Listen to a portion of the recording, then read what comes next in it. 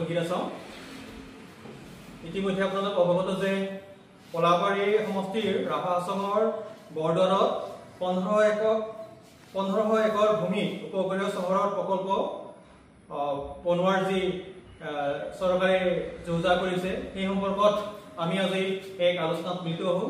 তদুপৰি বৰদুৱাৰ গোলাগাঁও অঞ্চলৰ ৰাজ্যৰ বিভিন্ন ঠাইৰ পৰা দল সংগঠন তথা ৰাজনৈতিক দলৰ নেতা কৰ্মী প্ৰৱেশ কৰি অঞ্চলটোত অনাহক বিৰোধ মন্তব্যৰ জৰিয়তে বিবাদৰ সৃষ্টি কৰিছে। সেই সম্পৰ্কতে আমি আজি ইয়াত সকলোৱে মিলিত হৈছোহি আপোনালোকৰ আগত কিছু কম বুলি।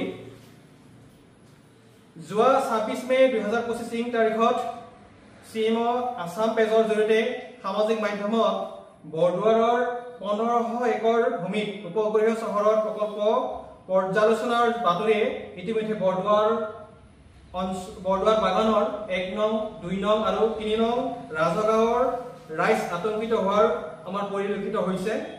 ইতিপূৰ্বে যোৱা 4 জুন 2025 ইংৰাজী তাৰিখত কামৰূপ জিলা ৰাভা ছাত্ৰ সন্থা, কামৰূপ জিলা ৰাভা মহিলা পৰিষদ, কামৰূপ জিলা ষষ্ঠ অনুসূচী দাবী সমিতিৰ উদ্যোগত প্ৰতিবাদী সভা লগতে প্ৰতিবাদী সমদল কৰি পলাশবাৰী ৰাজচক্ৰ বিষয়ৰ জৰিয়তে অসমৰ মাননীয় মুখ্যমন্ত্ৰী ডক্টৰ হিমন্ত বিশ্ব শৰ্মা ডাঙৰীয়ালৈ 4টা দাবীৰ জৰিয়তে আমি স্মাৰক পত্ৰ প্ৰেৰণ কৰিছিলো।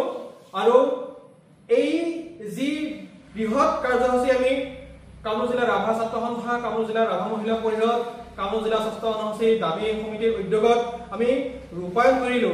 তাৰ পিছতো আমাৰ দৃষ্টিগোচৰ হৈছে যে বৰদুৱাৰ গোলাগাঁও অঞ্চললৈ ৰাজ্যৰ বিভিন্ন দল সংগঠন তথা ৰাজনৈতিক দলৰ নেতা কৰ্মী বিষয়টোত অনাহক হস্তক্ষেপ কৰাৰ লেখীয়াকৈ প্ৰকল্পত সংপৃক্ত হ'ব পৰা গাঁওসমূহৰ ৰাইজক আতংকিত কৰিছে, শংকিত কৰিছে, আবেগিক কৰিছে তথা বক্তব্যৰ জৰিয়তে অঞ্চলত স্বাভাৱিক জীৱন সামাজিক পৰিৱেশ বিনষ্ট কৰি এক অস্থিৰতাৰ সৃষ্টি কৰিছে।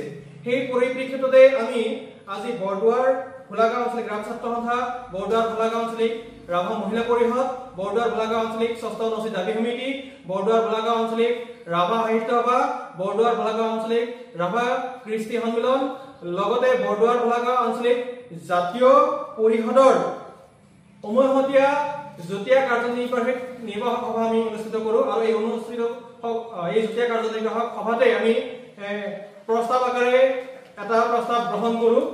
আৰু সেই প্ৰস্তাৱটো হ'ল যে অহা 8 জুন 2025 তাৰিখৰ পৰা বৰদুৱাৰ গোলাগাঁৱৰ আঞ্চলিক ৰাভা সংগঠনসমূহৰ অনুমতি অবিহনে বৰদুৱাৰ গোলাগাঁও অঞ্চলত ৰাজনৈতিক সভা সমিতি পতা লগতে জাতি বিৰোধী ব্যক্তি, জাতীয় সংগঠনৰ পৰা বহিষ্কৃত নেতা কৰ্মী, ৰাজনৈতিক নেতা কৰ্মী আদিৰ সৈতে মিলিত হৈ প্ৰৱেশ নকৰিবলৈ কঠোৰভাৱে সকীয়াই দিয়া হয়।